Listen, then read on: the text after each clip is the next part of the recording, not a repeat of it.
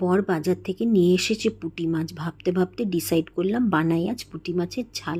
পুঁটি মাছগুলো সুন্দর করে ধুয়ে নুন হলুদ মাখিয়ে সর্ষের তেলে বেশ লাল লাল করে ভেজে নিয়েছি। সেই সর্ষের তেলেই আমি ফোড়ন দিয়ে দিচ্ছি কালো জিরে। তারপরে কিছুক্ষণ ওয়েট করার পর পেঁয়াজ কুচিয়ে রেখেছিলাম সেগুলো তেলে অ্যাড করে দিলাম। পেঁয়াজগুলো বেশ ব্রাউনিশ করে ভাজা হয়ে গিয়েছে, সেটাতে আমি অ্যাড করে দিচ্ছি একটা কুচিয়ে রাখা টমেটো।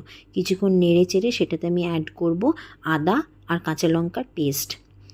মশলাটা মিক্স হয়ে গেলে আমি ওটাতে অ্যাড করে দেবো নুন হলুদ আর কাশ্মীরি রেড চিলি পাউডার। কিছুক্ষণ নাড়ার পরে লিড দিয়ে ঢেকে দেবো। 5 মিনিট পরে লিডটা খুলে দেখব তেল ছেড়ে এসছে। কিছুটা নেড়ে নিয়ে ওটাতে আমি অ্যাড করে রাখবো ভেজে তুলে রাখা সেই পুঁটি মাছগুলো। পুঁটি মাছগুলো সুন্দর করে তেলে মিক্স করে নেব আর উপর থেকে দিয়ে দেব সামান্য জল। বেশি জল দেব না, কারণ এটা হবে একদম গা মাখো। আর দিয়ে দেবো কটা কাঁচা লঙ্কা।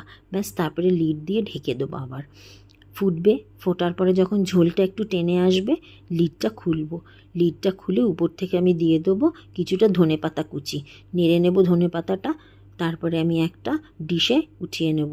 আজকে বর এলে পরে গরম ভাত দিয়ে এই পুঁটি মাছের ঝালটা সার্ভ করব। দেখি বর খেয়ে কেমন বলে হয়েছে আমার পুঁটি মাছের ঝাল।